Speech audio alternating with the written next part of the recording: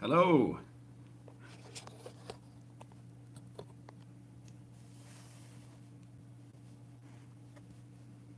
All right, here I am. Hi, everyone. Please let me know if you can hear this.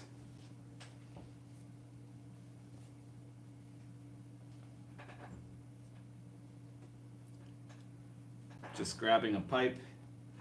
Got a little bit carried on with some other work I was doing, and I had to finish that off first. I can tell you that the next issue of RPG Pundit Presents is going to be the great city of Lol, which will be a really exciting place. I'll tell you more about it near the end of the live stream, but yeah, so I was approving that. It's sci-fi gonzo OSR setting gaming at its best, with crazy wizards and revolutionaries and evil robots and all sorts of things. So you guys can all hear just fine. Good to know. What am I going to smoke here? I think I'll start with this. All right.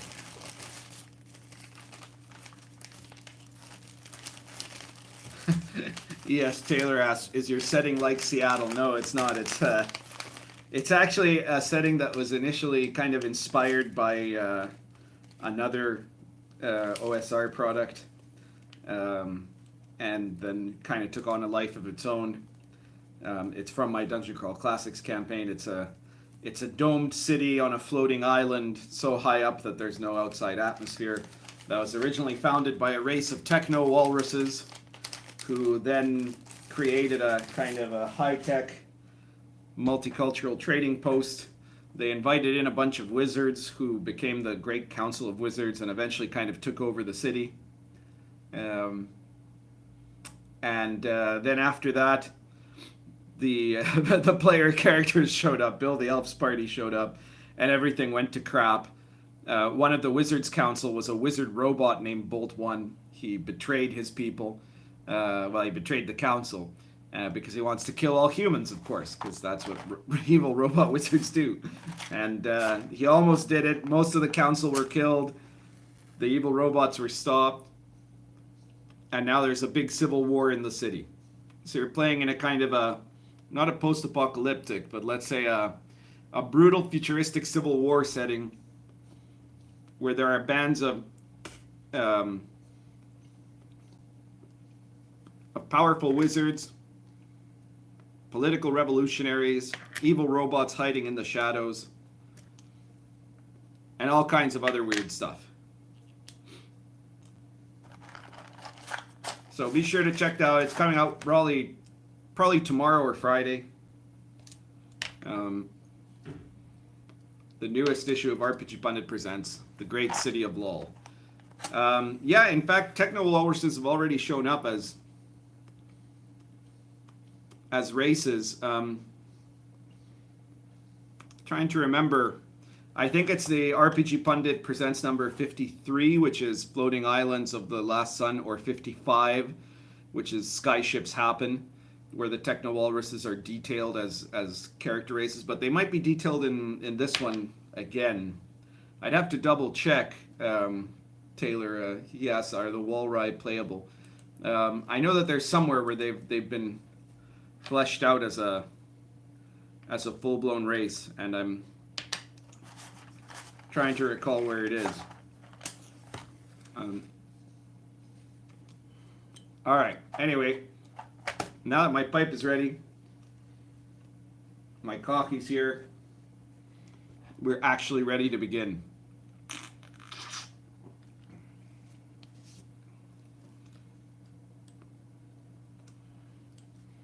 So, hello, this is the RPG Pundit, the final boss in Internet Shitlords. And today, I'm bringing to you a topic for debate, a very topical topic for debate based on some recent fights on Twitter that have been going on and other stuff like that. The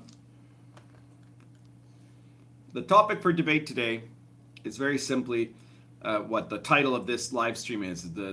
It's proposed that D&D 5th edition is actually a good game, but 5th edition culture is garbage. John, just before I continue, John Simon asks, will you eventually put all the Last Sun supplements together for a release? Yes. The first compilation of the RPG Pundit Presents material will be for a medieval authentic source book. And then the next one will be for the Last Sun, and then another medieval authentic, and then another Last Sun, and so on. So actually, it's not going to all be in one big, gigantic book, but we're going to have these in a series of compilations that will be more affordable. Okay.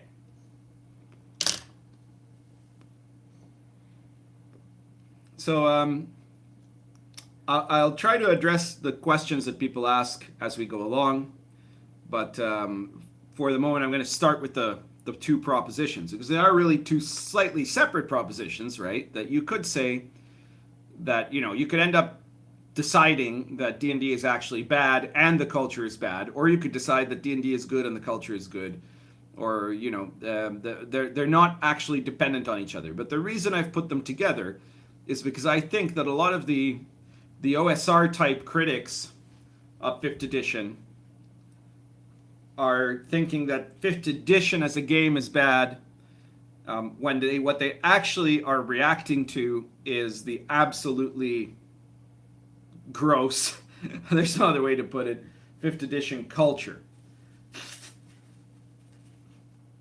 So let's start with the first part, which I think is going to be the one that is going to be less interesting in a way, less of a challenge also, which is the argument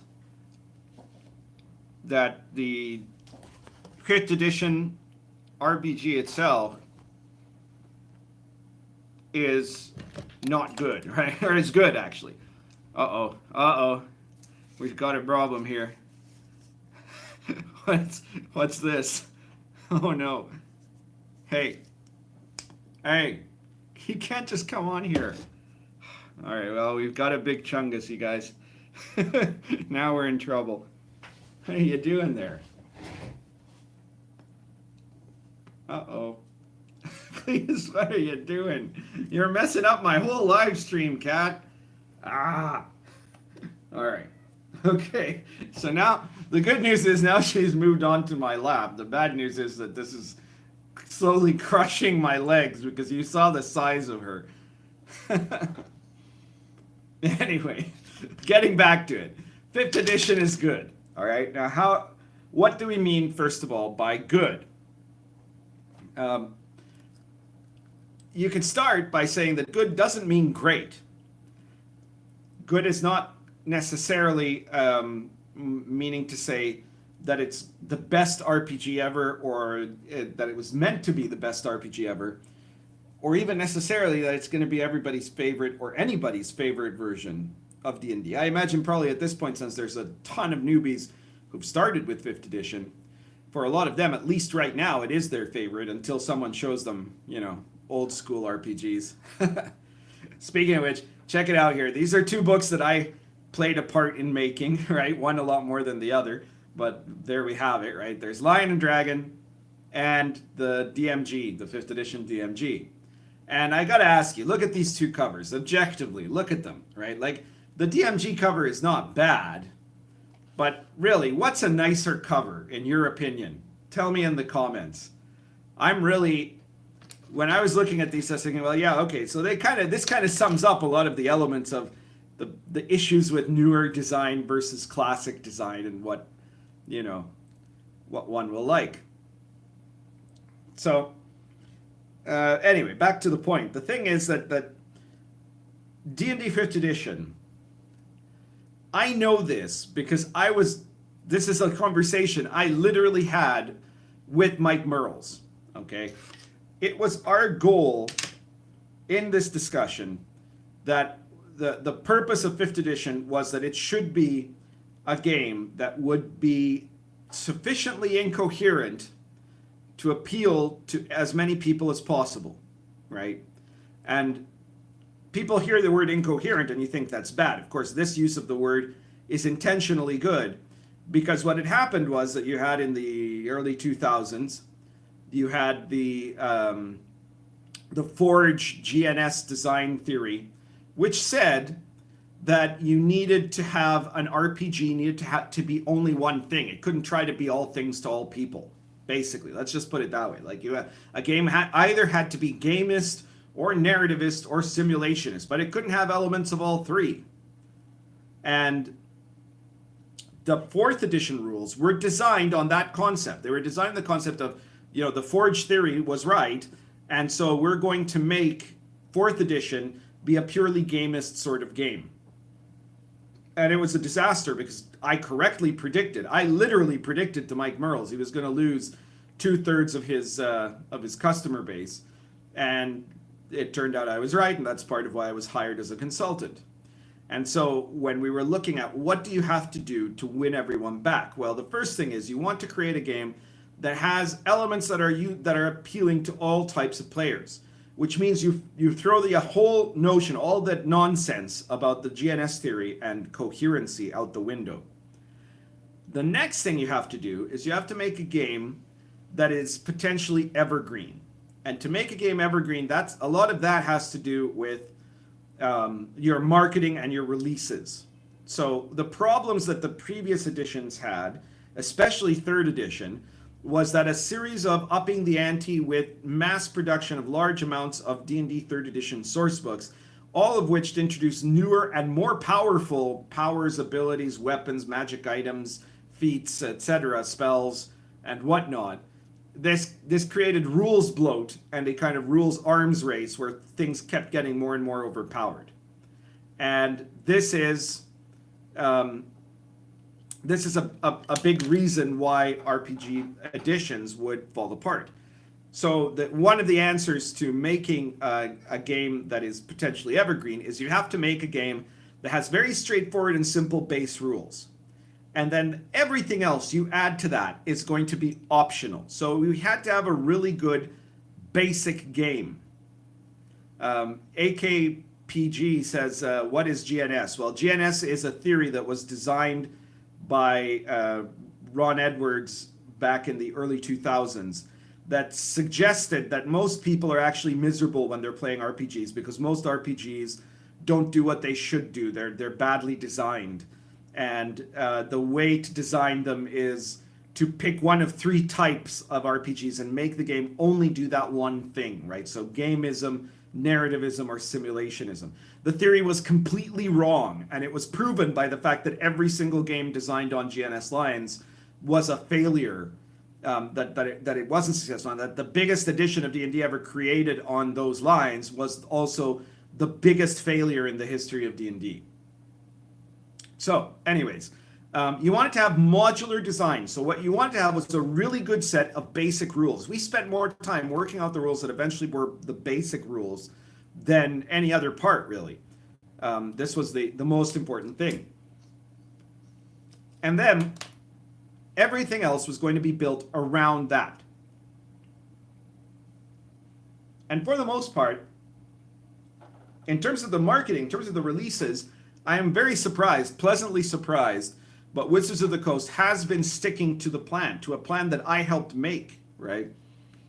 Which is this evergreen plan, which is you don't release 48 source books a year to get the most money out of it that you can right away. You release 2 or 3 or 4 big source books, which are mostly adventuring stuff, flavor, other stuff, optional stuff, but that aren't stuff that introduces a arms race in terms of rules bloat.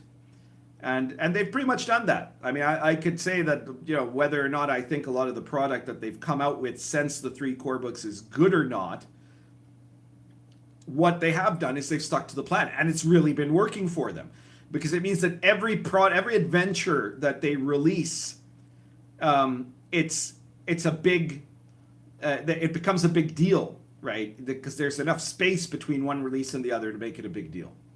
So all of that is very clever on their part, but the important thing is really, in terms of what we're talking about, of analyzing D&D as a good game, is the fact that you have that modularity around this very basic core. So another problem that 3rd edition had is that you can't With 3rd edition, you can't really radically rework the rules without having to change everything. You can't rework one rule without having to change all of the rules. Because let's say you don't like a certain feat. All right, well, that feat is a feat that has something to do with attacks of opportunity. If you don't have that feat, then you have to change the attacks of opportunity rule. It also is a prerequisite for certain other feats. You have to change those too. Let's say you just don't like flanking attacks, right? You want to change the flanking attacks rules. Well, there's certain feats that will then become useless if you change the flanking rules. And you have to change them. And you have to change the feats that are based on those feats.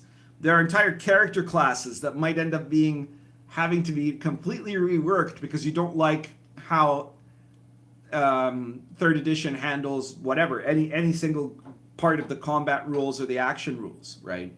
So 3rd edition is not modular. 3rd edition depends on you embracing every detail of the rules. When we worked on 5th edition, part of the goal was to make it as modular as possible. That was something I emphasized over and over again in terms of what will appeal, for example, to OSR sentiments, is this idea that the DM should have the power to change around the rules and that the rules shouldn't be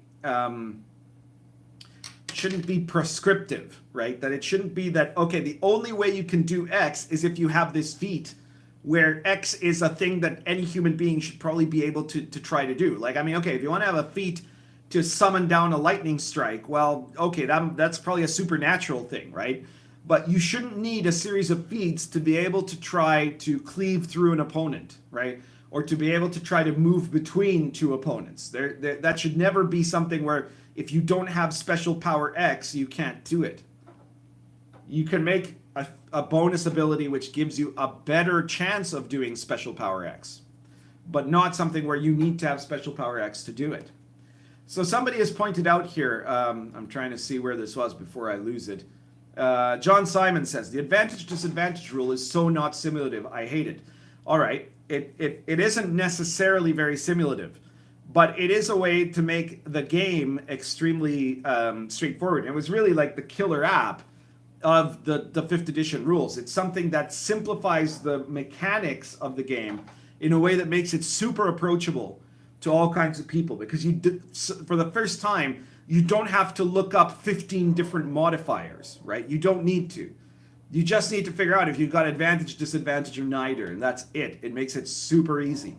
So this was actually something I pushed really hard for. When I got on board the 5th edition design, there was already an idea of advantage and maybe disadvantage, but it wasn't fully fleshed out yet. And there were some people who are talking about, well, we're just going to use advantage but not disadvantage, and we're only going to use it for this thing or that thing, right? And not the whole deal. And I was the one that said to Merle, no, you've got to use this everywhere, right? Like, take out all the other stuff, because there's no point in having it if you're not going to go whole hog on this. And if you do this, what it does is it makes the game, for the first time, something that people won't have to feel like they've got to be rules lawyers to figure it all out, even if they're GMing, right? If you're GMing, you just kind of think about it and you can decide if there's advantage, disadvantage, or neutral, right? So it's an example of part of the design that was meant to be as open as possible, as inviting as possible. But let me put it a different way. If you want to remove advantage, disadvantage, and go back to having modifiers, there's not going to be anything where you can't just fix that by changing, gives advantage to gives you +2, or causes disadvantage to gives you a -2, right? It's super easy to modify. And the DMG, the reason I picked the DMG today is that it is a point, like some people say, well, D&D 5th edition is a bad game because it's so easy for people to survive combat. Okay, yes, but you can change that, right? You could absolutely change it. And in the DMG, there's a bunch of options for actually changing things like that to make your game more lethal, less lethal, in between. If you've read the DMG, you know it's there. And those are just the guidelines that were provided for you in the book. You could actually change it completely. You could say, okay, there's no short rests at all. The long rest only heals, your level and hit points or something like that. And that's it, right? And that wouldn't actually break the game in any way. It would make the game much more lethal, right? But it wouldn't break the mechanics of the game because the whole game is modular. You'd have to redefine some of what, when you can do stuff, but you wouldn't be able to have to like rewrite an entire character class. You wouldn't, you don't have the massive problem that were third edition feats and to a lesser extent skills, right? Those were a huge problem, and conditions, right? Those are all just terrible. So this is where you have a system that is meant to be a game system that is very easy for you to change to make it more the way you want it to be. In theory, if we had a great D&D 5th edition culture, what we'd have is everybody would be modifying. That was my vision. That was my dream, was that everybody would make 5th edition. One of the reasons it could be evergreen is everyone would make it into what they wanted it to be. You want it to be more gritty, do it more gritty. You want it to be more high fantasy it is, right? You don't have to use every race. You can have no races except humans, right? You can get rid of half of the classes if you want to. You can make up new classes. All of that was supposed to be, that was the vision, okay? That was the vision. And unfortunately, that vision failed, but not because of the rules. It failed because of the people, right? Because of the culture. 5th edition culture is garbage. So, let me just light up again my pipe here.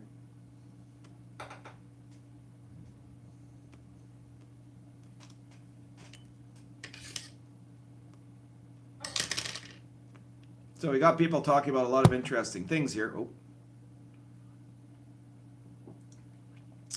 Some people are pointing out that advantage and disadvantage aren't exactly new. No, they're not. They're not exactly new. But nobody's used it exactly the way that it's been used in D&D. And they're definitely new to D&D. Arthur Hofford says, I find that the power level of 5e characters as written divorces them from respecting and relying on the game world. Well, Arthur, you could be right for certain types of play. But again, the purpose, the goal would have been that 5e, you could change the power level of 5e characters. The game rules are so easy to change, right? So you could have really altered it. Unfortunately, the 5th edition culture has been made instead into one where you have, like before you used to have rules lawyers, now you have community lawyers, right? We've got a number of things that sprung up, and part of this has been, as somebody has just pointed out, Fred Daniel says, how much of this garbage is due to video streams? A big part of it is garbage due to video streams, yes. I hate to bring it up again, but Critical Role and company have a lot to answer for. However, part of it is not just that. Part of it is also this inflection of SJW entries into Wizards itself. So we ended up having, instead of a people at Wizards that were encouraging everyone, proactively encouraging everyone, because they still give lip service to this, but they don't actually do it, to make their own games, to change their own make their own version of D&D, to change their own rules, to make the rules whatever they want as DM, to keep emphasizing that OSR concept, that the DM is the god of his table and he gets to define how the rules play out. Instead of that, we ended up having Chris Perkins and Jeremy Crawford going around answering people's questions as though they were the all-wise sages. Well, I can tell you, I helped make D&D5e, and I never talked to Jeremy Crawford. I'm pretty sure he was just writing stuff somewhere. The ideas that I would come up with and that Mike Merles came up with, that other people came up with, he was writing them down somewhere, right? He was below me on the totem pole. So I don't know what that guy is, and I don't think he's the right person to be pretending that he's the freaking god king of D&D rules, There has been an attempt to make it that you have to have a certain streamlined way of playing. And that way of playing is just the way that is presented in the player's handbook. And if there's a question, it's not up to the DM to decide. There has to be an answer, and that answer has to come from the knowing illuminates that are all, extremely woke and are going to make sure that they tell you what you can and can't do in your game, right? And of course, this is much worse when you talk about setting, because system is one thing, right? But as As someone, Eldritch Word, points out in the chat here, he says D&D culture has been hijacked by gender fluid bullies who demand you think and act as they demand. Well, that's pretty much right. You know, what we ended up having is, instead of a game where you can play anything you want, where the DM can make any world he wants, where you can use as many or as few races and classes as he wants, you've got a situation where we now have a community. And in this community, if you don't let someone play a non-binary air genasi that likes to cross-dress more than he likes to adventure, then you're actually a bigot, and your game, you have to be driven out of the community, right? If your game rule doesn't allow that, if it doesn't allow tieflings to be cute little manic pixies instead of the half demon spawn of evil, then you're a bigot, right? And if your game setting has ideas that come from some kind of other cultural context, like the ancient China or India or Western Europe in the Middle Ages, right? These completely alien civilizations to our modern, postmodern rather, community culture, then you're going to be evil, right? Because you're going to in some way be bigoted against someone. So every single setting has to be, the Starbucks setting. It has to be Seattle in 2018 plus magic, right? If you don't have a gay pride parade at least twice every month of your game, then you're obviously doing something wrong, or you're a MAGA hat wearing neo-Nazi, right? I'm exaggerating a little bit for effect, but this is the fundamental notion that has happened here, is that you've gotten the culture boycotted by a number of people who have taken over Wizards of the Coast, and who have taken over a lot of the kind of game reporting, and who have tried to take over the social scene, and desperately tried and failed to take over the OSR, who are now demanding that every game has to fulfill this ideological propagandistic agenda instead of being about the game, or instead of letting the DM be in charge of the table. No. The dictates of social justice have to be in charge of the table, right? And the dictates are going to be written by people like, these people like Tracy Hurley and Jeremy Crawford and Chris Helton and all of them. And if you don't do what they say, they will hunt you down and try to destroy your life, right? Jelio here says, well, hang on. First, I'm going to say a little bit up here. Severian Wintermute says, D&D catechism ruled over by a priesthood. Well, yeah, basically. Jelio says, players like having rules spelled out, and having Jeremy Crawford answered questions because they play an Adventures League and want to have the same experience at every table for the same adventure. Yes, that's the problem. The problem is that this is the opposite of what D&D 5th edition should be about. It shouldn't be about everybody having the same experience at every table for the same adventure. It should be about putting the creativity back in the hands of the DM, not these supposedly brilliant game designers. None of these people are brilliant game designers, by the way, right? They're absolutely mediocre, which is why their day job is at Wizards of the Coast. But these supposedly self-styled geniuses are the ones that now get to dictate to the individual table. And this is the problem, is that Jeremy Crawford, even if he was smart, which he barely is, even if he was a genius, he doesn't know Bob, the player at your table. Your DM knows Bob. Your DM knows what Bob wants and what Mary wants and what Anesh wants and what everybody else wants at the table, right? And he knows also what he wants to do. And what he wants to do, if he makes it his way, is going to be the best. It's going to be the best experience.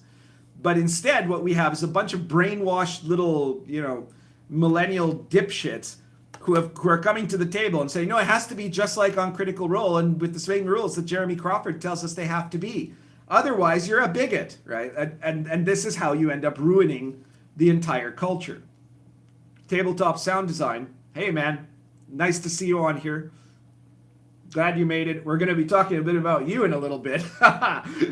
He says, it seems to be a case of we will accept you as you are, as long as what you are comports with what we think. Yes, it's very much that. Trauma Fox says, it's unfair to Crawford. He constantly prefaces and reiterates how things are up to the DM. Well, if he says that, then he should shut the fuck up right after that, shouldn't he, Trauma Fox? Otherwise, he's just, as I said, paying lip service. He's saying, oh, well, the DM decides, but this is what we say you must do, right? Like, it's bullshit. It's exactly like when Matt Mercer says, oh, well, you know, you can't expect your poor DM to be as great a DM as I am, right? That's not him bowing to, like, diversity of ideas or something like that. No, that's him doing a backhanded insult, you know, and is still insisting that his way is the best way, right? And Crawford is still insisting that the ultimate decision really has to belong to Crawford. And he knows that whatever he says, the players are going to use that. Whatever player, you know, called on Crawford is going to use that to try to outvote the DM, right? To try to say, oh, look, but Jeremy Crawford says so. Well, you know what? If any of you are listening, spread the word here. The RPG Pundit says the DM can do whatever the hell he wants. Period. No other explanation. Any other rule does not count. In fact, anything Jeremy Crawford says is the right way to do things is automatically the wrong way to do things. DMs should make up their own mind on how to do it and spread the word that that is now the new way of doing things.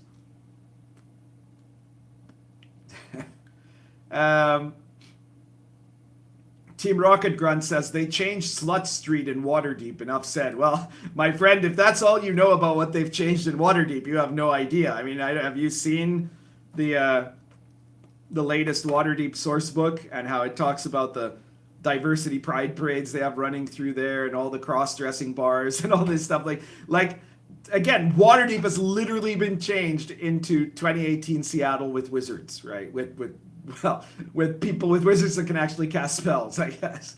But it's just become ridiculous, right? It's not Waterdeep anymore. It's not what it was. It's been remade into a political propaganda tool.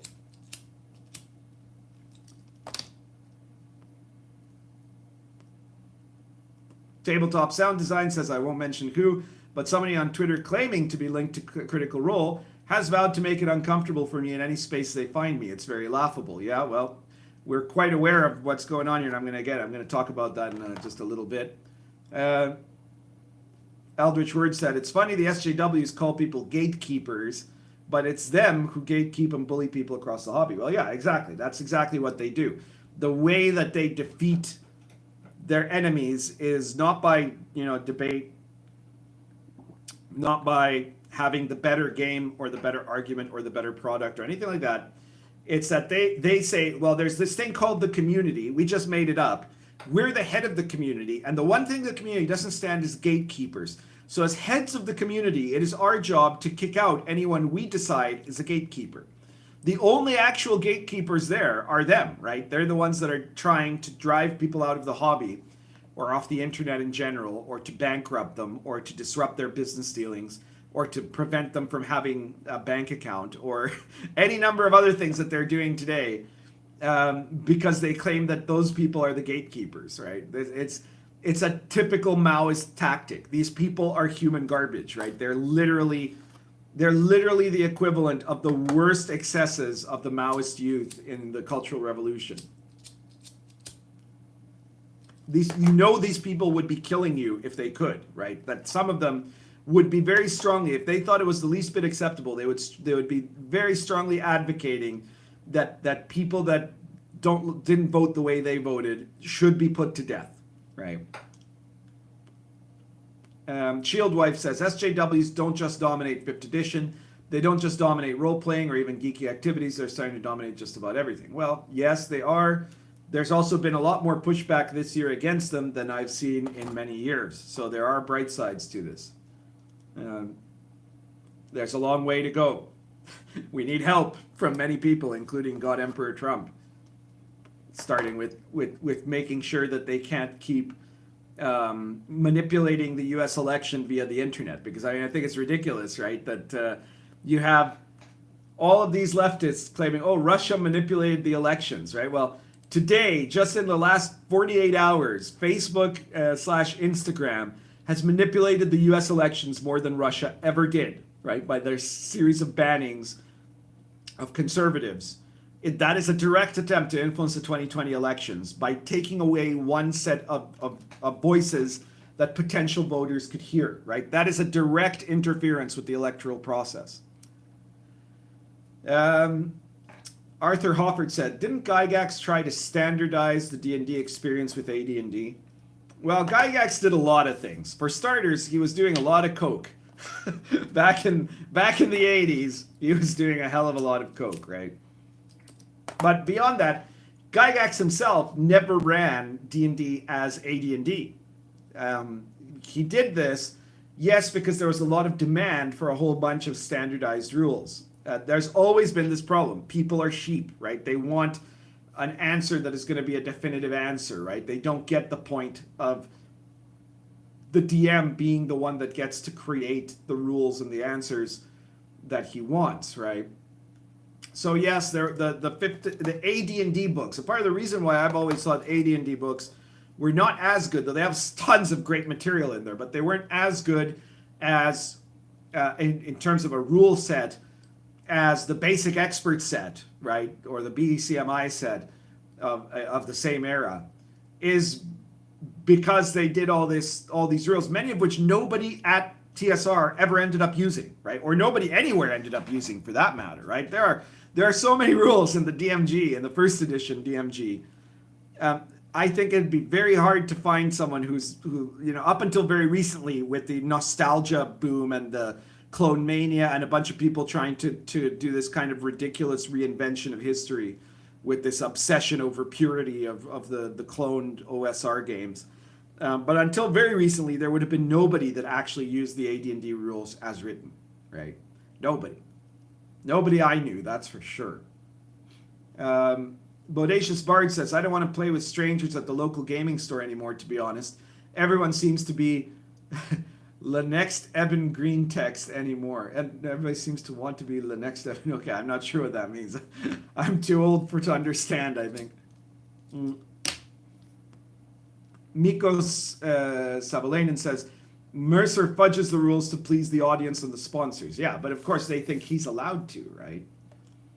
And the problem is he fudges the rules in really stupid ways.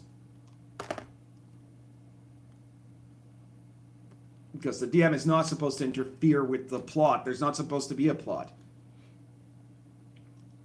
Tabletop Sound Design says, it's at the start of the DMG. You literally do what you want. Absolutely. Eldritch Word answers, SJWs hate Rule 0. Well, yes, they do. If they could get rid of one rule, it would be Rule 0. The entire OSR is based kind of on that rule, and this is why they've been in a non-stop campaign this whole year trying to claim that if you like OSR games, you are automatically a Nazi, and that the OSR has to absolutely be destroyed, and stuff like that, right? Gelio says, so the rules as intended by the authors of 5e have no importance. Well, I'm one of the authors of 5e, and I'm telling you, the rules as intended by the people that designed at the most meta level what 5e was going to be, was that every DM should be able to modify the rules any way that they wanted. Okay? That's not Crawford. He wasn't one of the top-ranked people. The top-ranked people that were determining this sort of stuff at the very beginning, at the very top of it all, was Mike Merles, right? And Mike Merles was exchanging emails with me about this, and this is what we were talking about. We were saying that the D&D5e, for it to be a big success, requires modularity and that people can change those rules so that they can make the game their own in any way that they want to, and it doesn't break the game. John Simon says, I hate that social aware people are called SJWs. SJWs are not socially aware. Well, yes, that's true. Bromo says, why are you arguing what Wizards of the Coast does when you have your own line and dragon game? You sound like a whining little second-rate game loser. Well, for starters, both of these are games I worked on, Bromos. And for another part, whatever happens to D&D and D&D's culture and D&D as and the D&D part of the hobby has an effect on every other element of the RPG hobby. So if a group of Stalinists, probably like yourself, take over the D&D hobby, then that's going to have a very negative effect on the OSR, right? It's going to create a lot of problems, right? If you have a group of propagandists that are indoctrinating newbie players in completely wrong ways of understanding how to play, that's going to affect the entire RPG hobby. It's going to affect the success of Lion and Dragon. So yeah, that's the issue. And the fact that you're coming on here and trying to stop me from talking about D&D is probably proof that the Stalinists know this. This is why they're trying to take it over. This is why they're worried when I start talking about it.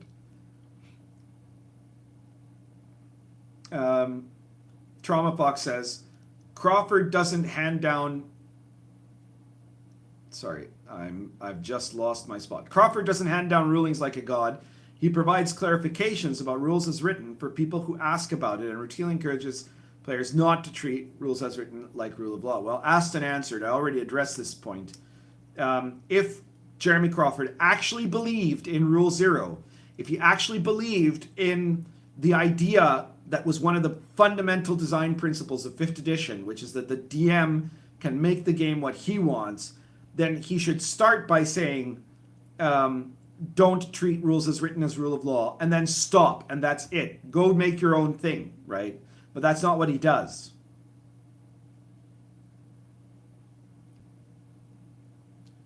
John Simon says, in its core, it's about tiefling sorcerers and dragonborn paladins. Well, I'll get to that in a second too, because that is a big part of the garbage culture of 5th edition. You're absolutely right. Team Rocket Grunt says, I'm about to run another entire non-human party. Thanks, 5e. Yes, big problem. We're going to get to that.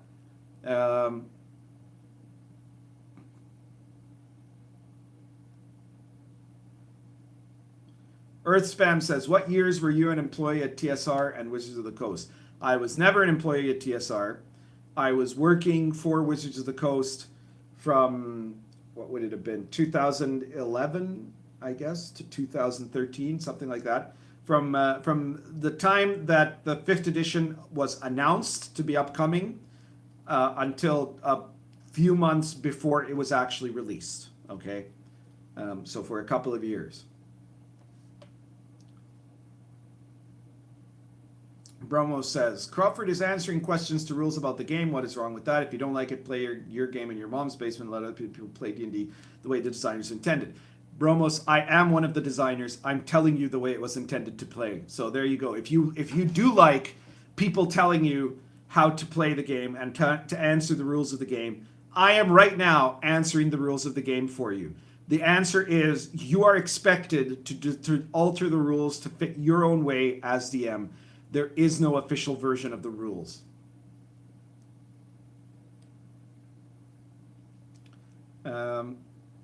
Kid Cavalier says the OSR is awesome, may it last forever. Well, let's hope so. Severian Wintermute says, Gygax was standardizing his white lines with a credit card. Yes, he was. In a hot tub with hookers.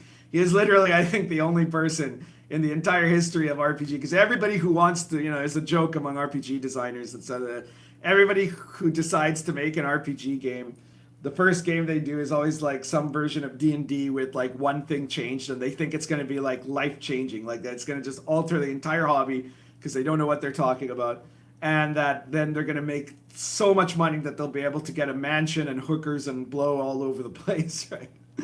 And the only guy who ever actually did that was Gary Gygax. Arthur Hoifert says, at Severian Wintermute, Cyborg Commando was the product of a massive coke bender. Yeah, well, if you're familiar with Gary Gygax's next RPG after D&D, Cyborg Commando, a massive coke bender would explain a lot there. Why it was probably one of the worst games ever made.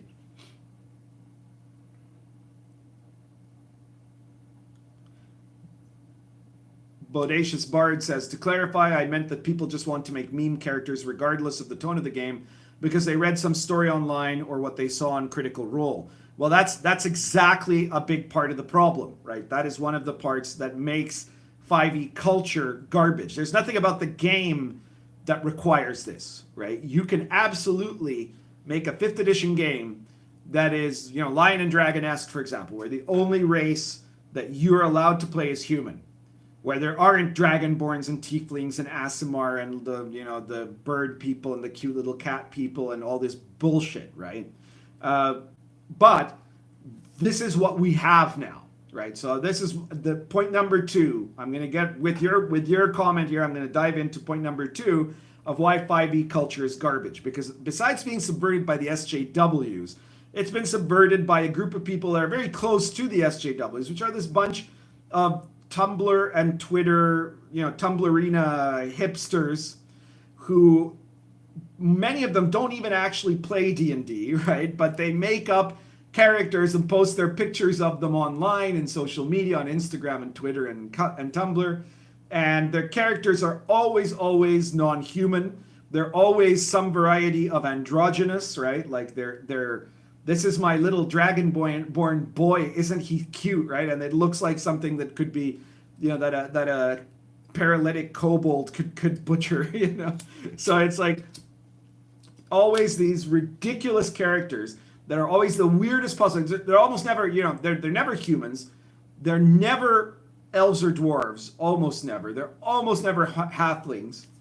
And they're very rarely even orcs, right? The orcs sometimes show up if they're meant to be like, oh, this is my LGBT proud orc that is marching in his parade in Waterdeep, right? Or something like that.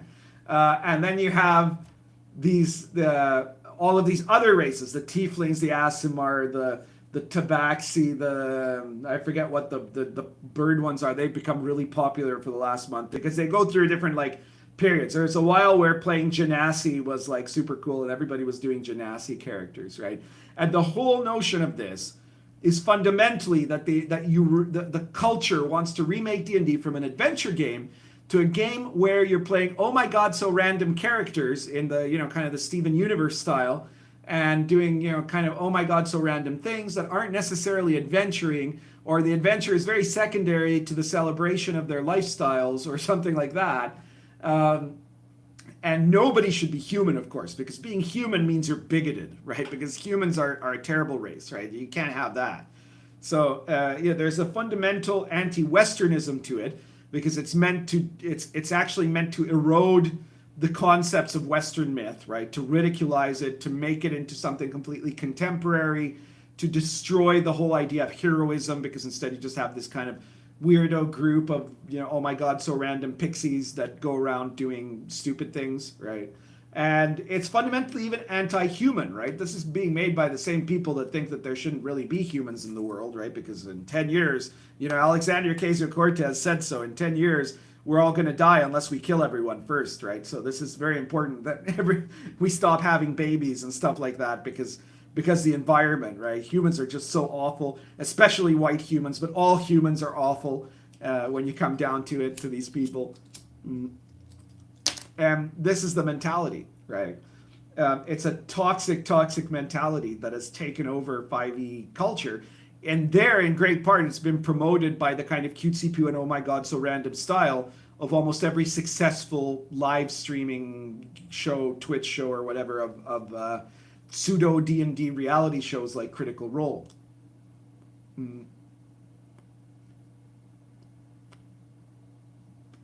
So going on with some more comments here.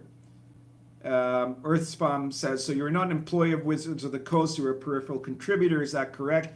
I was a contracted freelance consultant. I had a contract, I had all kinds of, I had to go through all the paperwork. I was paid a ridiculous amount of money. So you can keep trying to downplay that as much as you can, right? But the person that Mike Merles exchanged 400 emails with when we were kind of figuring out how 5th edition could be a success compared to the massive failure of 4th edition, that guy was me. There wasn't anyone else, as far as I know. I don't think he did that with Zach Smith or the other consultants. I'm pretty sure he wasn't going around doing that with everybody. He was doing that mostly with me. I mean, I don't know. Maybe it was exchanging 400 emails with somebody else too about that topic. I'm sure he was exchanging a lot of emails there with telling people what to write. But in my case, what he was doing was asking me what I thought. right? And that's an important difference.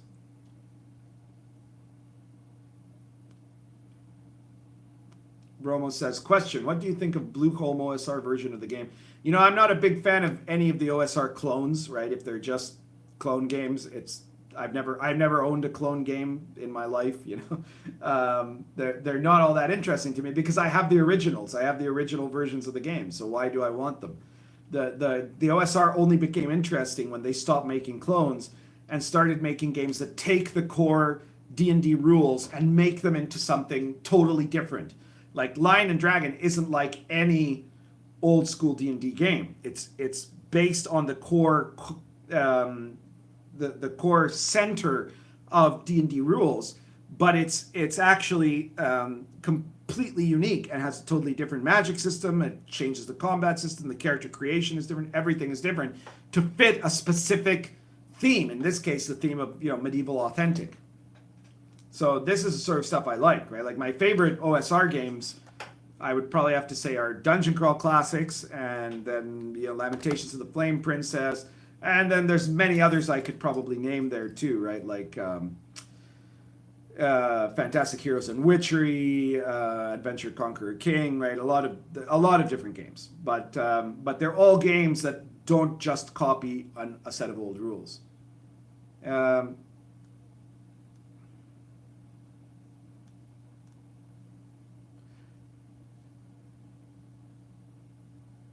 Arthur Hofford says, I gotta say, I think Mercer has chops when it comes to setting a scene and playing NPCs, but I always roll my eyes when and listen to something else when his players dip into their tragic past. Yeah, well, there's another problem, right? This idea of backstory. Why? Because none of the millennials have the patience and or the ability to run their own games, because they've been instead encouraged to run the games that they're being told to run.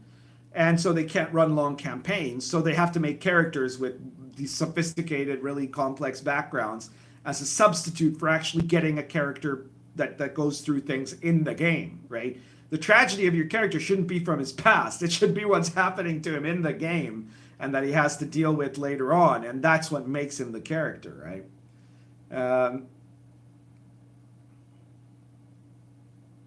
John Kirk says, I'm tired of people playing an extreme mix of races that get along just fine and basically play themselves because they have no clue how to play these strange races. Well, yeah, that's a very good point, right? Like, everybody knows the archetypal context of an elf, right? Or of a dwarf, right? There is a specific mythological framework. So even though really a dwarf or an elf is going to be pretty one-dimensional compared to a human, humans are by far the most interesting character race to play. At least with an elf, there is a definable thing called an elf, right? Whereas, a green-skinned genasi or something like that is gender fluid and lives in Waterdeep, is really just you're playing your dream version of some, fantasy life in Seattle if you didn't have to live in your mom's basement instead because you took African dance studies in university and you're not even black, right? So like this is what these people are doing, right? They're having these white left fantasies of what they wish their lives were like if they were super cool and super woke,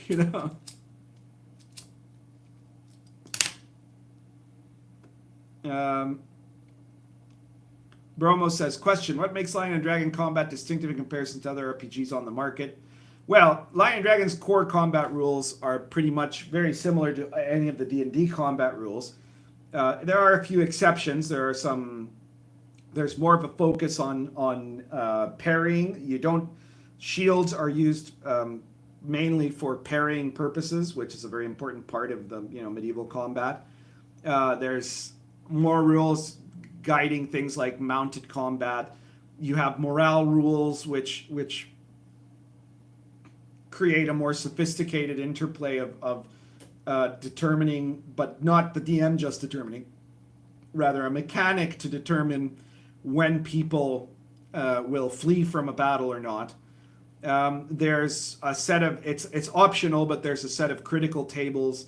Well, there's one critical table in Lion and Dragon that's a general one, but there's also an OSR sourcebook that provides advanced OSR critical tables, it's called. It's one of my RPG Pundit Presents series. And it has a list of criticals for different weapon types that are very anatomically designed. So they're meant to be, combat is much more savage. And you tie to this the fact that healing is much more rare.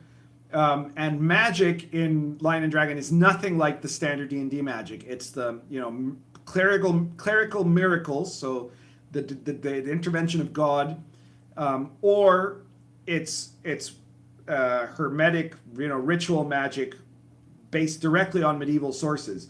And so you have healing, there is magic that can heal you and all this sort of stuff, but there aren't, usually going to be guys casting fireball on the battlefield. Being in plate armor and charging on horseback is something that's a big advantage, right? So if you're running a campaign where everybody's playing knights or something like that, the combat is very distinctive to a standard game of D&D. Earth Spam says, we live in an era where sheer numbers of new players is increasing exponentially. Why bother complaining with how other people play the game? Well, I'm not actually complaining with how anyone plays the game, Earth Spam. Everyone is entitled to play the game however they want. What I am complaining about is the indoctrination of those exponentially new players that are coming in, where they're being told this is the way that you must play the game, and you must play it in this way, and your games have to have these woke themes in them, and your rules have to be answered, your rule questions have to be answered for you by Crawford or Mercer, right? And if you're not doing it this way, then somehow your game isn't being done right, okay? That's the thing that we're complaining about, and that's the thing that we want to change, because I think you could save 5e's by changing 5e's culture, by creating a countercultural movement within it that says no to these things.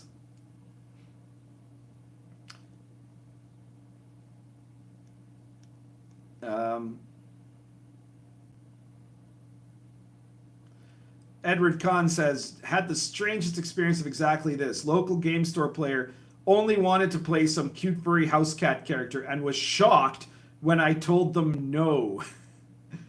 Ryan Lynn says, is D&D actually growing? Yes. D&D, there is no question whatsoever that D&D is more popular right now than it has been maybe at any time in its entire history. Certainly at any time after 1982 or so, right? It's become extremely successful. And the beginning of that success was the 5e rules itself. Now, I'm not claiming that the brilliant rule design that I helped influence is the only reason why D&D has become the gigantic success it was. It would have still been a success no matter what else had happened by itself. I will take credit for that. But there were a number of other factors that combined to be really helpful to D&D's success. And the biggest ones of these were the shout-outs that D&D got in things like Stranger Things and The Big Bang Theory. I know that a lot of the online people, especially the 5e online people, want to claim that what made D&D so hugely successful was actually Critical Role. But if you really look at the numbers, right, sure, Critical Role has brought in a lot of people, and the other live streams as well. The live streaming fad has brought in a lot of people. But compare that to the number of people that watch Stranger Things and watch them playing D&D there. That was what did it. It was that and 80s nostalgia that really made D&D come back, as it were, into popularity. George Whittlebach, Lorraine McLaren, Hoopy says, thoughts on Ragu, I like that, Raggy, and Lamentations of the Flame Princess. Well, I love Lamentations of the Flame Princess. I like James Raggy a lot. I just wish he would have been smarter about who he worked with, because every single one of them, it seems, has now come back to bite him in the ass, right? Lamentations of the Flame Princess is a hugely important OSR game, hugely important RPG in general, because it was the first major OSR game that wasn't just a clone. It said, no, let's try to do something more radical. And he played around with the rules, and he changed the rules into a much more grittier version of D&D than any version had been before. And compared to like stuff that's come out later, like Lion and Dragon obviously goes out in way more interesting, it's expanded into way more directions. But it's standing on Lamentations' shoulders, right? If Lamentations hadn't done it first, there never would have been a Lion and Dragon. right? Like the idea that the OSR could be more than just clones started with Lamentations of the Flame Princess, really. Arthur Hofford says, the only thing I hate about new players is that they continually fail to understand how their character rules work after weeks of gameplay. Well, that's not a 5e problem. That's a problem that happens in a lot of, in any edition, really. Dream Akuma says, 5e has run its course in my group. Well, Dream Akuma, try out Lion and Dragon. In that case, you might find that your group will like that. Hoffert says, LOTFB has the best encumbrance system. It does have a very good encumbrance system. And some pretty decent adventures. Okay, I'm not even going to read the rest before I get accused of helping to promote Zach. I disagree, by the way. Bornheim was actually only... There are like 3 or 4 clever tables in it, and the rest of it was pretty much trash. John Simon has it right. Bornheim was nice from a standpoint of layout. Not even. I don't even think that's right. But in general, it was very mediocre. Tabletop Sound Design says, if you stretch the elasticity of anything for long enough, it loses its shape or snaps. There will come a point when there is more pushback against the racism in the SJW community. At least I hope. I hope so too. I think that pushback is already happening. I've said it in many times in different live streams and Inappropriate Characters and in other places, that I think that the SJWs will continue to become more and more aggressive, and as a process of this, proceed to lose more and more people along the way as they engage in more fanatical witch hunts, right? They're going to continue doing this all through 2020, all through up to the 2020 election. And then when Trump wins again, which all signs to me point that he will, barring, unexpected accident or something like that, assuming he's in good health and able to run, he's going to kick the crap out of these people. And that's going to be the moment they just break. They just break beyond broken. And everybody else is going to say, screw this. You guys, for the last 5 years, have been doing this bullshit, and we're done with you.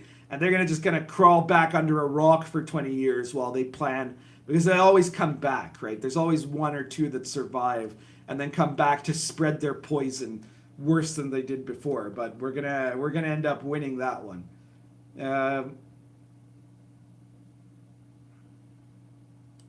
Arthur Hofford says, my tragic backstory is that I'm really looking forward to gutting this merchant in his sleep so I can take his shit. Yeah, that's a basically good starting tragic backstory there.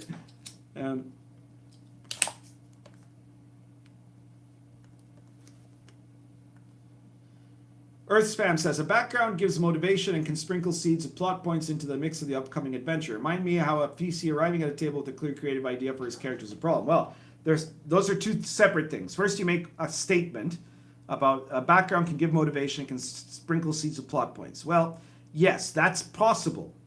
Now, how much background do you need to have motivation? In Lion and Dragon, I have background tables, actually, that when you create a character, you roll randomly on a table and you get some little background detail of something you did, often with the modifier, not always. So it might be that you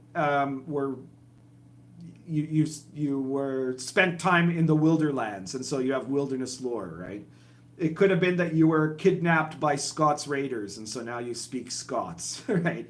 It could have been that you had a tragic love affair with someone outside your social class, and this maybe doesn't give you any bonuses, but it gives you some possible modifiers depending on people who knew about the scandal that ensued. You may have been, trained by monks and you have a +1 to theology or something like that, right? They're all very basic things for the most part.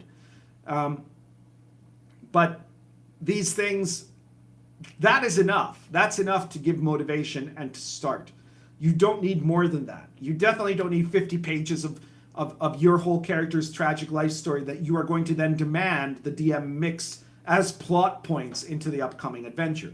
That's the problem. Usually those backgrounds are not anything other than an attempt for the player to show off their own narcissism and impose their reality onto the campaign, okay? And that's exactly how a PC arriving at a table with a clear creative idea for his character is a problem. Your character doesn't exist in a vacuum, and your character isn't the god of the world. He doesn't get to impose his way on the world. You are born in a world, so the only background you should have is what is the explanation of what happened to you within that world, which ideally should be rolled randomly, or should at least be something that you aren't just free to invent whatever you want about it, because you have to be a part of that world if your character is going to be immersed in that world. Because this isn't a story that you're making. You're not writing a story. You're creating a virtual world and living in it.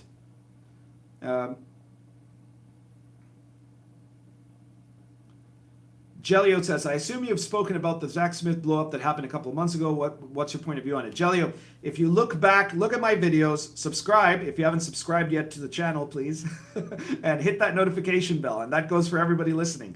But if you look back at my videos, there is a video where I talk about the Zach S situation. I think that the little, just if you really want to rush through to find it and not be meticulous about it, I think that the image on the video, you know, the video thumbnail is actually a bit different than the other ones because it's a picture of my outside garden path. So you should find it pretty easy. And that's where I've said everything I really want to say about the Zach Smith thing. My basic point of view is that Zach Smith is a piece of shit. And that I believe Mandy, by the way. Dracopol says, I like Cyborg Commando. Ladies and gentlemen, we now know Dracopol is high.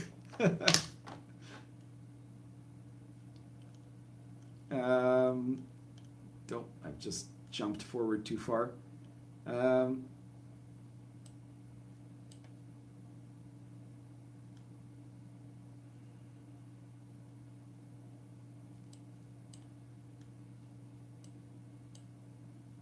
skip some trolling here. Tabletop Sound Design said there was a thread on Reddit about this a little while back, right? Some DM had massive problems with new players expecting a Matt Mercer theater show. Yes, there was that. And again, if you look at my past videos, I have a video that's that's about the Mercer effect. So check it out, and I talk about that exact phenomenon. Aldrich Word says, Hasbro marketing the game has been big. Well, Hasbro has been doing marketing of the game.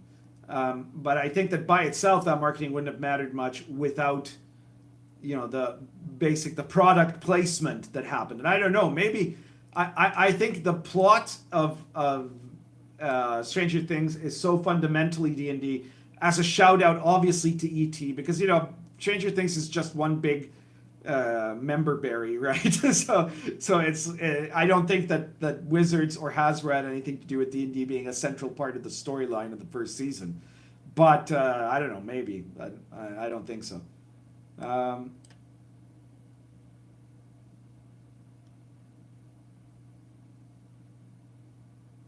Buried Axeblade says D&D is now Devils and Demons, not Dungeons and Dragons. I'm not sure how that's right, but okay.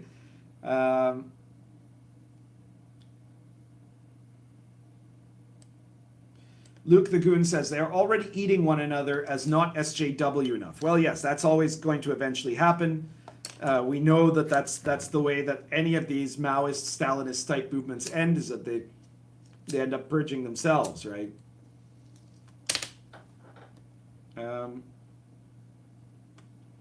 Backflash says, I don't think there's anything wrong with D&D. It's the people who try to shove real world politics into the equation that mucks things up. Well, that's exactly the problem, isn't it? I mean, that there's a political, ideological agenda to creating this notion of the D&D5e community and then getting to decide who controls it, right?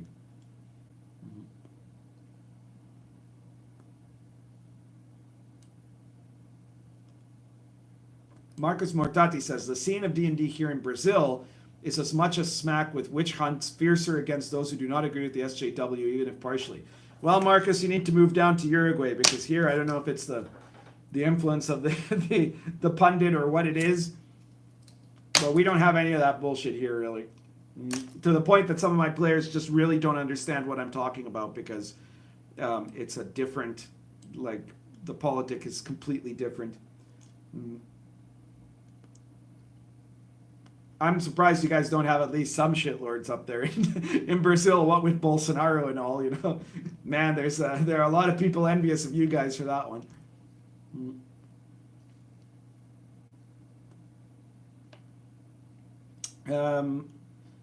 Backflash says, I started D&D in the 80s. I do believe in constructing backstory, but for me, the backstory is just juicy bits to give the GM to play with. Well, again, if you have 2 or 3 little points of what you want your character to be when he starts, but the problem is, see, you don't know what your character is going to be when you make him, when he's first level or 0 level. You have no idea, or you shouldn't anyways, right? At most, you can kind of like just say, well, he started out with this and this, right? He's from this social class, he's this race, he's trying to be this character class. You or the DM will decide what town or place or region he came from. And you could, like, yeah, you could add 1 or 2 things, right? But you don't know what he's going to be until you play him, and you don't really know until you've managed to immerse in him, which isn't going to happen until you've played him at least, 20 times, right? And before that, you're just faking it, right? So this is what the RPG experience is supposed to be like. Vision Storm, welcome.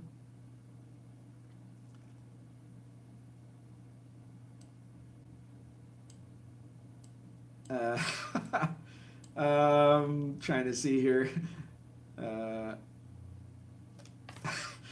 I don't think I'm going to respond to Dracopol's comment there.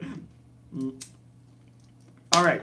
So we've talked about the problem being, first of all, the SJW entryism into Wizards. Second, the tumblrina and Twitter crowds making of the anti-human movement and the idea that every party should be set in 2018 Seattle and filled with this multicolored bunch of weirdo races that aren't elves, humans, or dwarves, right? And we've kind of touched already on this notion of the community, right? This idea that there is a D&D community where there are things that matter beyond the actual playing of the game itself, and therefore can be a group of moral guardians that are in charge of protecting the community, right?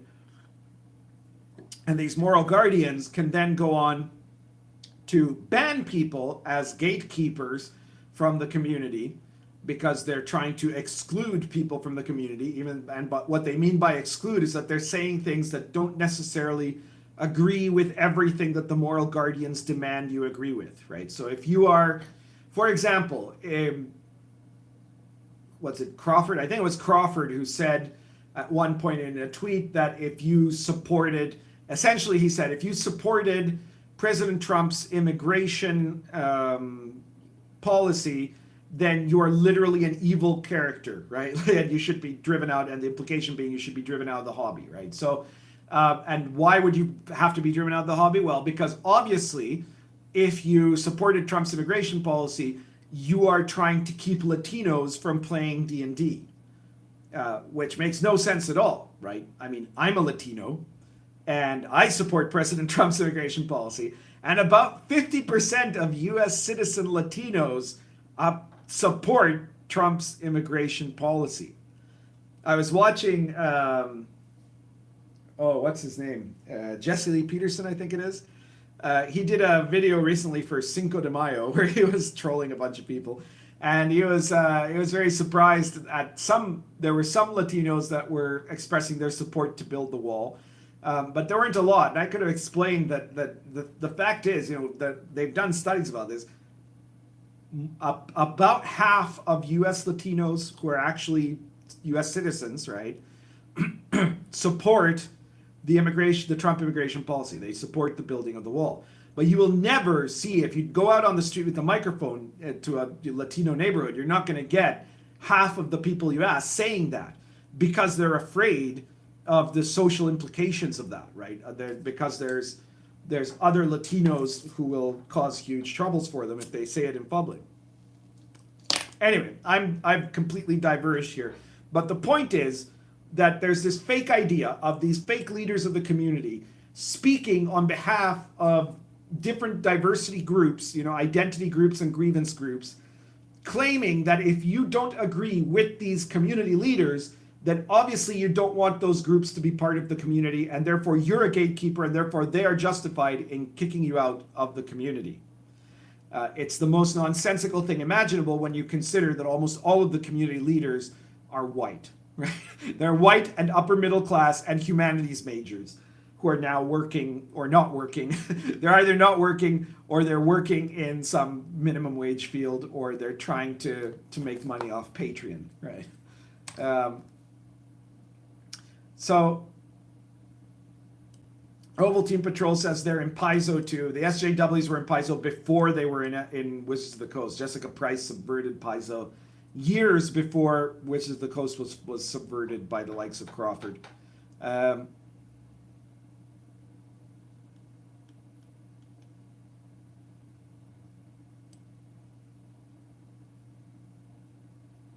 Solomon Kane says, I sat down at an Adventure League's table. The DM used a DM's Guild module that features a same-sex lesbian but polyamorous couple. It was just absurd as a game edition. Yeah, well. Dracopol says, they claim you should do more than just game, but should have social justice concerns. We saw the same thing in the ridiculous Atheism Plus movement. Well, yeah, the Atheism Plus movement, for those who don't know, you'll probably remember back in the glory days of Christopher Hitchens, that there was, and Richard Dawkins, there was this big atheism movement that was basically a movement full of people that were these radical new atheists. A lot of people thought they were assholes, right? Maybe you don't think so. Maybe you're a new atheist.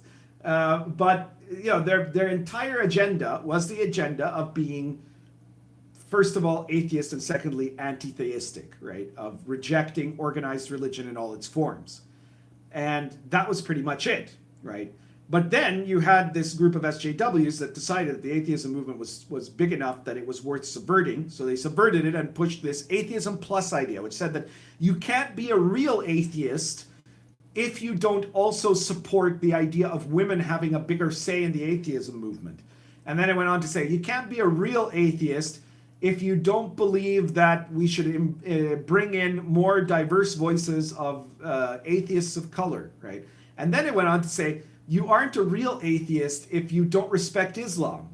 and then you're like, what? You know, like, so this is the nonsense that was introduced there. And it's that same model that they've gone on to introduce everywhere else. This idea that you can't have any part of human culture that shouldn't be a tool for political propaganda of the left. If you're not making it a tool for political propaganda of the left, if you're not actively contributing to that, then you are a Nazi and need to be gotten rid of, right? That's the line that they draw. And that's what they're doing with gaming right now. Solomon Kane says, the world is more normie than these SJWs realize. Well, obviously. I mean, my God, obviously. You just have to watch an episode of Bill Maher to know that, right? Like, lately, Bill Maher just lost his mind on Trump, right? And I was watching the other day, and you had 4 panelists there, and they were all talking absolutely convinced as they were back in 2016, that Trump has no support among the people and that he's going to lose the election in 2020. And they were talking about how important it is in this election to bring up the issue of environmentalism, and also how great it would be if you had, you know, a woman and a person of color as the candidate for the Democratic Party, because that would really bring everyone together to support the resistance against Trump, right? It's just like they're out of their minds, right? They live in a bubble. But unfortunately, they also have enormously disproportionate influence, right? There's a sociological study done a little while ago that said that basically nobody likes political correctness except people who self-identify as SJWs, right? And everybody else hates it. But the people who self-identify as SJWs were maybe like, what, 5% of the population or less. But these people have massive control in academia, in the media, in game design, in Silicon Valley in general, which is how you're seeing Facebook repeatedly banning conservatives and Twitter and so on, repeatedly banning anyone who is a threat to them in 2020. It's direct electoral interference. So there's this big effort on their part to use community as a way of trying to impose their agenda and to use any element of any community that they invent or whatever, any hobby, they change it into a community. We saw this with comics, we saw this with Star Wars, we see it now in gaming. And they then decide that this is for the community purposes, that this is the job of the community is to act as indoctrination in strong left ideals and to purge the community of anyone who disagrees. So we have here, I don't know if he's still around or not, but we were, earlier on, we had seen comments from somebody called Tabletop Sound Design. So Tabletop Sound Design was just recently in a big Twitter spat the last few days that I just caught wind of like yesterday, where you had this white guy game designer who said, I mean, game designer as in he's written something. Nobody knows who this is. I have no idea who this guy is. But he did this post where he said, you know what, I'm really doing fine and what have you. So I would really think that it would be better if you could, for you to purchase games written by people of color instead of people like me, right? And our friend here, Tabletop Game Design, was kind of critical of this idea by this white guy who thinks you shouldn't buy games written by white people anymore, right? And that in fact you should your main criteria in deciding what RPG products to buy should be the race of the person who designed it, right? And he spent, as a result of pointing this out to the guy, I think he spent the last 3 or 4 days being viciously attacked by a horde of SJWs who have decided that obviously if you don't agree with this SJW who said you shouldn't buy RPG products made by white people, or that you should only care about the race of the person you're buying RPG products from, that if you don't agree with that, then you're obviously a white supremacist, right? Because, I mean, how could you otherwise be? There's nothing more racist than not agreeing that we should discriminate by race on who we buy RPG products from, right? Here he is. Welcome back, Tabletop. He said, I literally had someone on Twitter describe the oppression of marginalized groups that sell on the DM's Guild as the same thing as black slavery. I shit you not. Yes, I saw that. It's just unbelievably ridiculous. So I don't know if you saw this, Tabletop, but I did a post on my Twitter where I said, well, you know what? I'm a Latino game designer, so this guy obviously must want you to buy my product. So I would encourage everybody to purchase Lion and Dragon and take pictures of it and show it to people and show that you support the idea of a Latino, of buying a game from a guy who's a Latino, right? Or, you know, you'll be the winner, though not, you know, they think you'll be the winner because you bought it from a non-white person. Us Latinos have the special superpower that we get to be only white when the SJWs want us to be, because I bet you that'll be the response. They'll be, oh, no, the RPG pundit is white, right? But, you know, a Latino gets to be non-white anytime it serves their purposes, right? So yeah, Schrodinger's white person is what Latinos are. And yeah, so buy one of my games, take a picture of it, show the SJWs that you're doing what they told you to when they said to buy from non-white gamers, you know, and then point out that, you know what, it really doesn't matter what the RPG pundit's race is. His game is awesome, right? Like, that's the only qualifier that should matter. But instead, we get this sort of bullshit because 5e culture is toxic.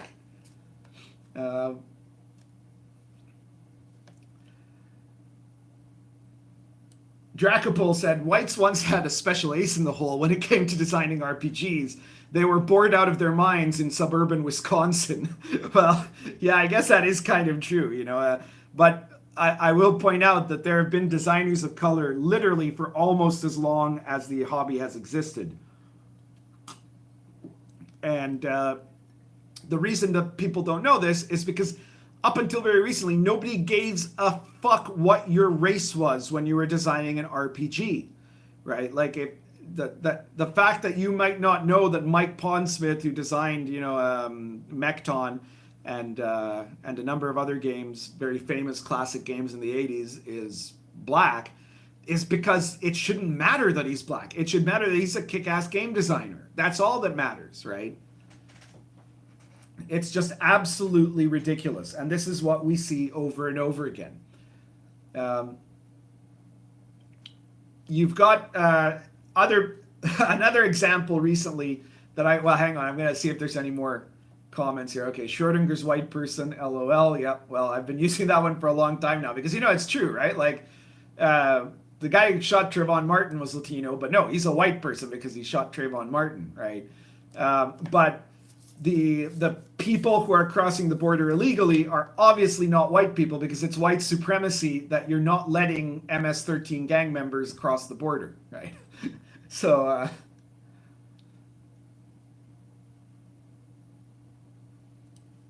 yeah, Pondsmith also did Cyberpunk, yeah, in Cyberpunk 2020. Arthur Hofford says, in my experience as a working stiff that is decidedly leftist, the SJW movement is not unlike middle-class Victorian prudishness and gatekeeping. Well, you touch on a really interesting point here, Arthur. I'm not sure how much time I can really dedicate to it, but it is something I've talked about before, which is that we cannot underestimate the middle-classness of the SJW movement, because it is not, you can just say, oh, they're communists, right? But this is not really very accurate. If Karl Marx was alive today, and I do not like Karl Marx, let me point this out to all of you first of all, before anyone goes and says that the pundit is a commie. But let's give him his due and say, if Karl Marx was alive today and he looked at the SJW movement, at critical theory, at intersectionality, what he would say is that this is all a bourgeoisie subversion of the working class struggle, right? And it is actually an attack on the proletariat, on the working class and working class values by the middle class, by the bourgeoisie, to try to undermine the real revolution. This is a fake counter-revolution, so that you're worried about pronouns and enforcing these very urbanite, very upper middle class values on working poor people as a way to repress them, because then if they don't vote the way you want, you can say that it's because they're racists, right? Instead of putting together a movement that is actually about some kind of proletarian revolution, which I'm also against, but it is a very important point. If you're a working stiff and you're decidedly leftist, you know that the SJW movement is not representing you at all. It's in fact directly attacking you. This is why Trump won the union vote in 2016. And he'll probably win it again. He might not win the union endorsements this time, depending on who the candidate is. But I'm betting you he's going to win the rank and file of those people. David Thompson says there have been women developers since the 70s too. Correct.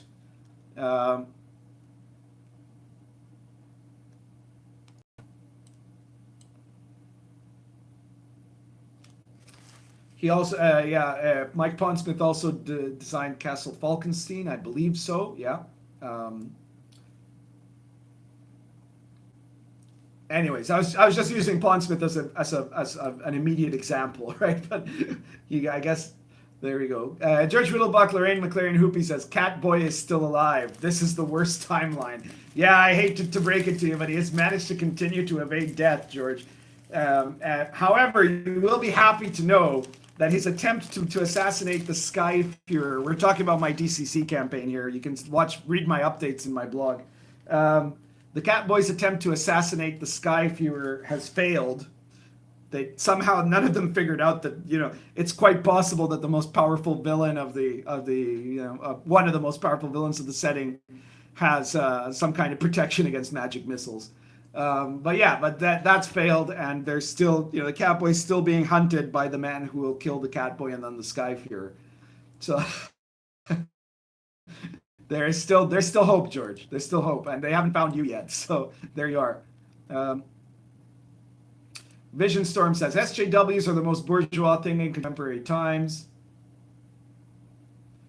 Cowper Cole says SJWs are a bunch of mindless jerks who will be the first up against the wall when the revolution comes. Well, unfortunately, that doesn't tend to be how it goes. I think a lot of the people who are kind of the organizers of the revolution are going to end up being the self-same SJWs. They will put a lot of their fellows up against the walls when the revolution comes, if they had their ways, right? But not before they put a bunch of other people into gulags first, right?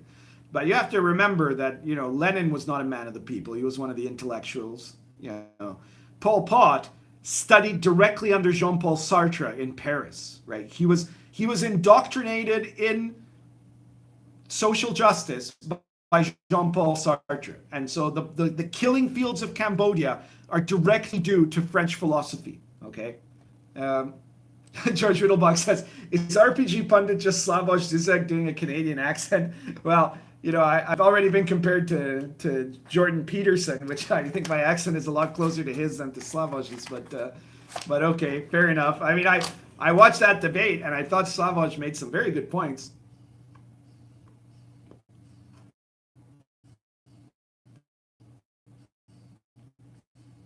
I thought Peterson also made the point that he didn't actually present any true Marxist alternatives. Dracopol says, gamer bourgeoisie purges. These things achieve no actual good to anyone. No, I mean, it aggrandizes the virtue sense of a tiny group of absolute human garbage, but that's the only thing it does. Vision Storm says, SJWs hate the working class and can't stop themselves from looking down on those they consider less educated. That's correct, and it's funny how little educated most SJWs actually are. I mean, of course, most of them do have some kind of a degree. It's usually a degree in something useless or from a university where that degree has been turned into something useless.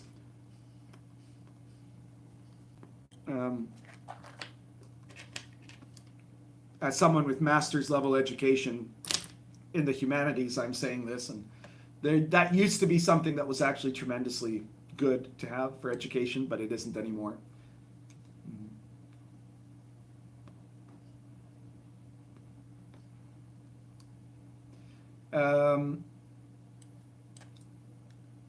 We've got here, let's see.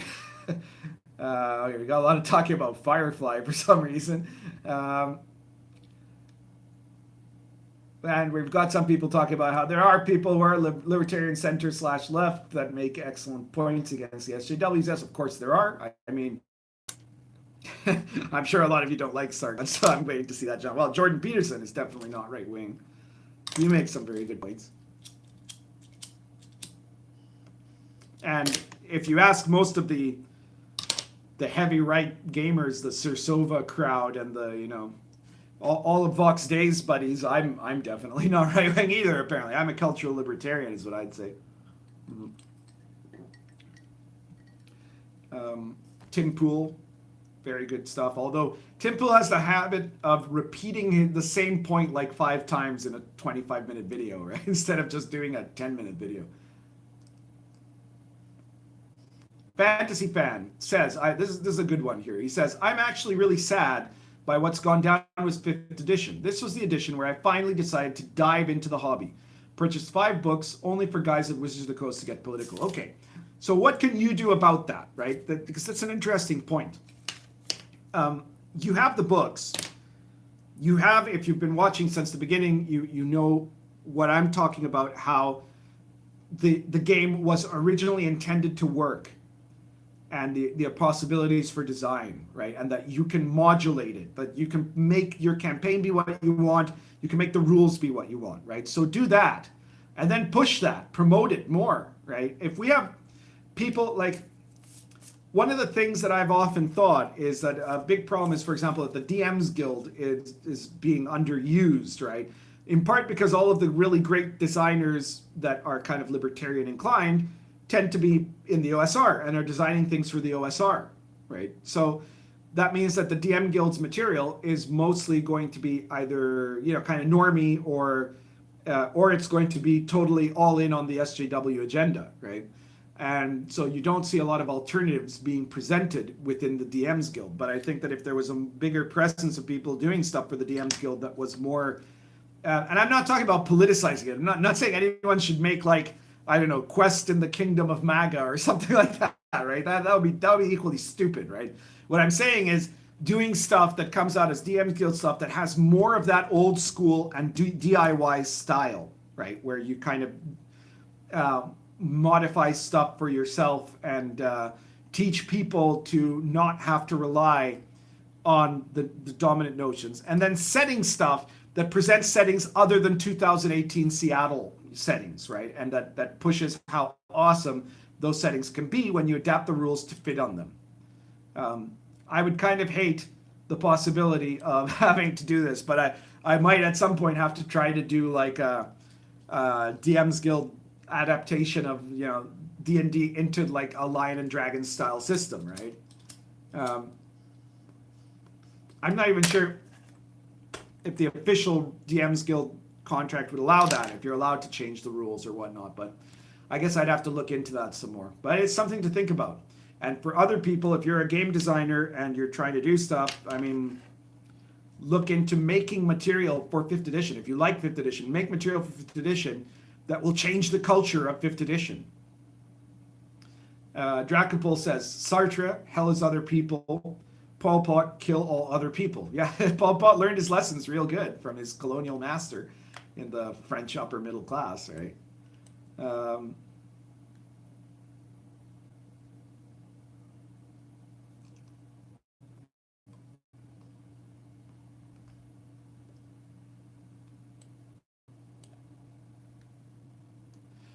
Buried Axeblade says Peterson is a centrist posing on the right to lower the actual right values. Well, or maybe he never, he's never identified as being on the right, and what actually doing is trying to raise up Enlightenment values, which is, I think, what his point is.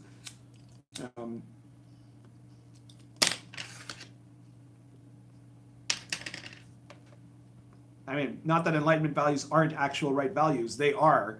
I think that we have better values than being tribalist idiots. So let's try those, because they've worked really well for the last, 243 years. Mm-hmm.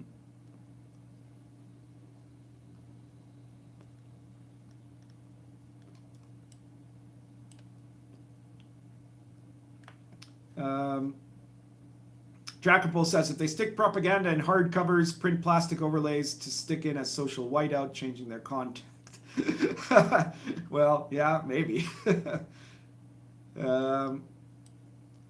Cowper says, does the result of every die roll require a 2/3 majority vote of present commune members? Well, if you look at that's not exactly how it works, but if you look at something like the X card, which is really being pushed in 5e circles, it doesn't require a 2/3 majority vote. It requires complete consensus, because voting itself, is white supremacist.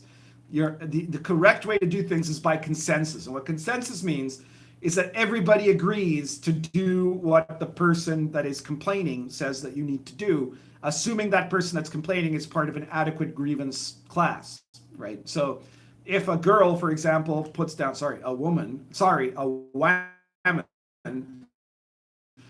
puts down an X card saying, I don't, it would be triggering to me for that goblin to kill my character, then the entire game has to stop and history has to be altered, the reality of the world has to be changed so that the goblin didn't kill her character. And she can do that as much as she wants. And so can anyone else with an X card, possibly excepting straight white males who might not be allowed to be triggered by anything.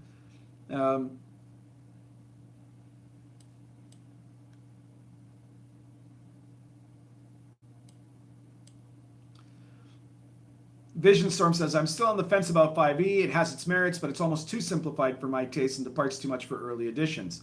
Well, I mean, it's still more complex in a lot of ways than the standard OSR default, like which, the basic expert D&D. Though not nearly as much as 3rd edition was. Like 3rd edition was obviously way more complex. And we won't even talk about 4th because that wasn't real D&D. So one more story for me to tell you about recent events that confirm my initial statement that 5e culture is garbage. Besides the one that happened to our friend in the with the white guy saying you can you shouldn't buy games written by white men, right? There was another guy who posted recently that I responded to that said, I don't understand. It said something like this, because I don't have the tweet on hand, right? But he said, I don't understand how it is that all of these alt-right types want to claim ownership over D&D when, in D&D you go around killing vampires who represent wife beating, okay? Dragons who gain their power through the acquisition of wealth and represent the evils of capitalism, and liches who are evil undead beings that drain their power from the lives of the young, or something like that, right? Like just the most idiotic statement imaginable. And of course, he got tons of retweets and was, praised for his wokeness, right? And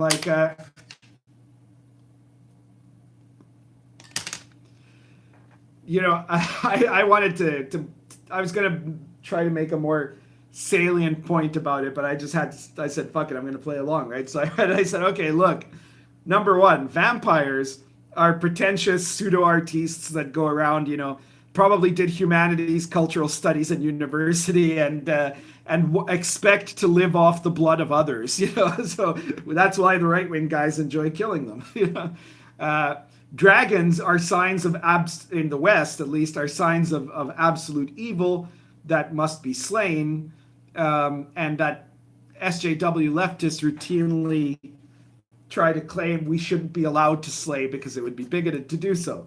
And for liches, well, Hillary Clinton. I think that says it all. So, there was, of course, outrage responding from that. But yeah, there's this whole idea. Like, it's really hilarious because the other thing I could have posted there that I would have been that I thought of posting, and I probably will eventually, is SJW gamers say D&D is toxic because it's all about a group of imperialist characters representing white supremacy going off to kill orcs, which represent black people, because to SJWs apparently black people are sort of like orcs. I don't that's how they think, right? So anyway, so that's how awful and toxic D&D is.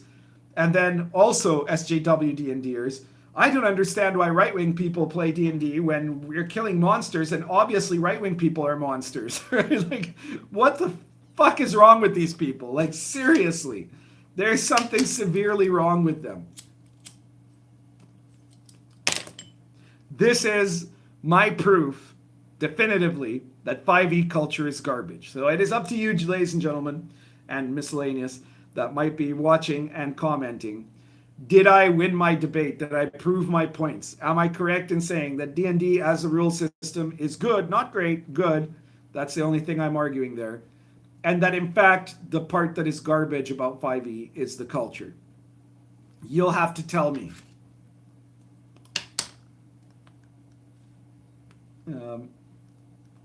I'll check a few more reviews here, or comments here, rather, before I finish.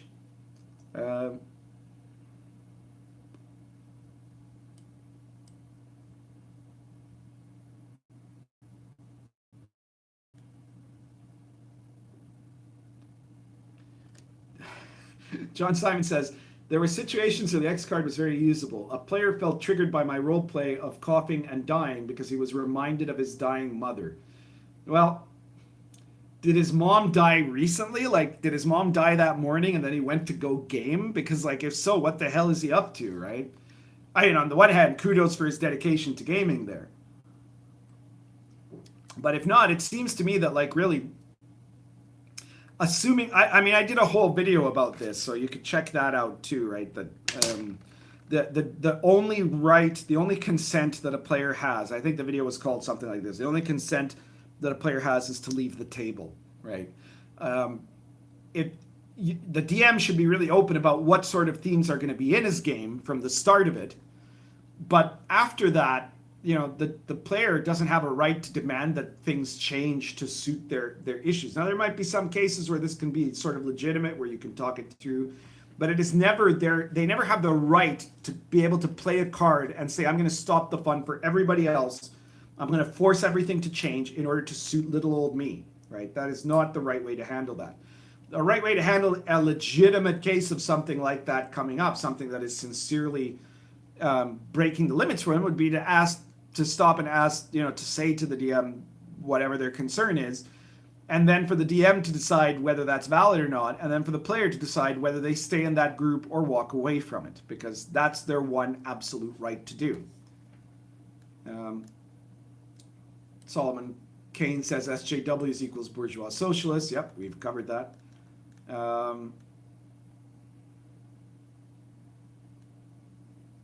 Buried Axeblade says Ruth Bader Ginsburg. I think that was meant to be like as the alternative for a lich. Yeah, well, Hillary Clinton, Ruth Bader Ginsburg. Yeah, pretty much.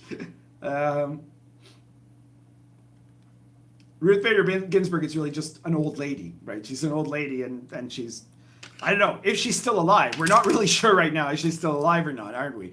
But unlike Hillary, it seems to me that Hillary I'm pretty convinced that Hillary is receiving blood transfusions from like 18-year-olds or something like that as part of a desperate attempt to keep her absolutely collapsing health together, you know.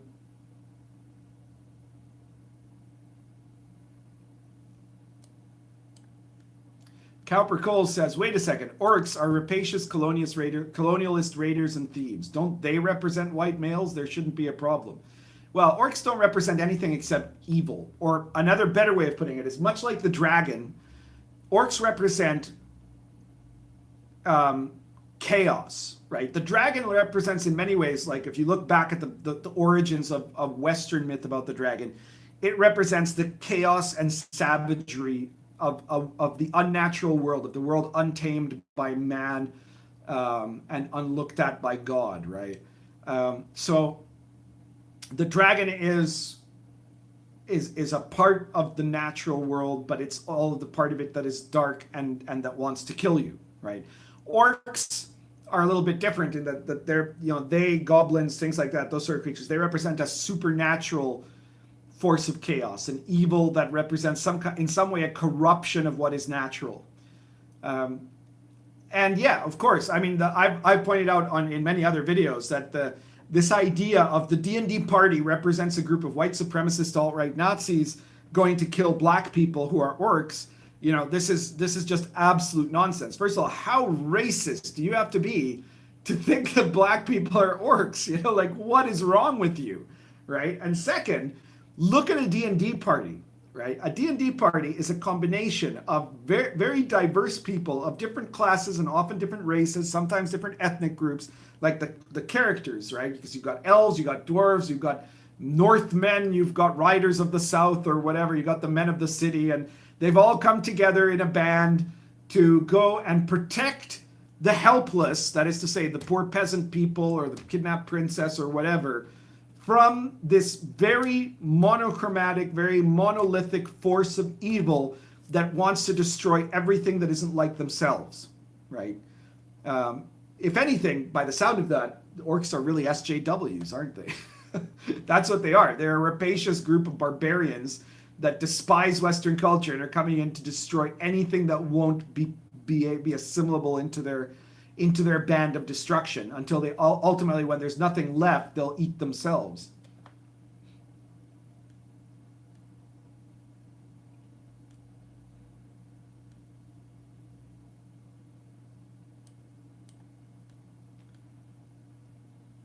John Simon says, some awareness is good regarding, you know, triggering issues among players. Well, obviously, nobody's saying it isn't, right? Like a DM should always consider what his players can handle or not. And if a DM is intentionally planning to do stuff that could potentially upset anyone at the table, it's probably the best thing to do is probably give a heads up about that, right? I'm just disputing the idea that the player should get to decide. You get to force other people to play the way they want to play.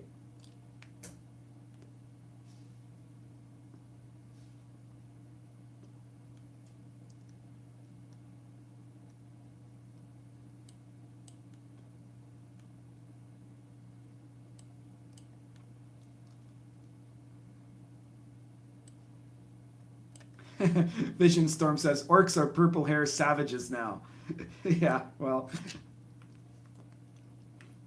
if it fits, you know, why not?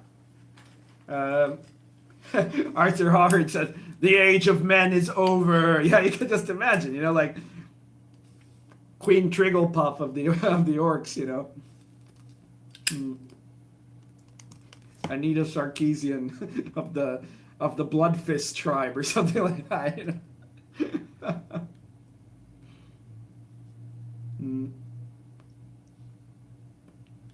All right, so that was basically my point for today. I think that I've made my argument. Thank you everyone for closing in on this live stream. I would ask you to subscribe if you haven't subscribed yet, and hit that notification bell because you don't want to miss any opportunities to do live streams in the future. Now that I've passed 1,000 subscribers, I intend to do live streams more often and to try my very best to announce them, as well as my regular videos.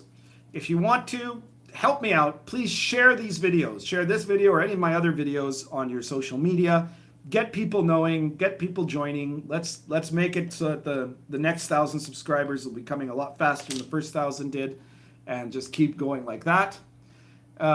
If you want to help me out in a more direct financial sort of way, well, I do have a Patreon, and you can feel free to, somebody just added a Patreon donation the other day, which is a surprise to me, because what I am telling people is I would suggest, if you really want to support me and get something out of the deal, the very first link in the description below says, check out the RPG Pundit Presents PDF series, right? So, I mean, obviously you can buy my books, Lion and Dragon, Lords of Olympus, Cults of Chaos, Dark Albion, which are all great books.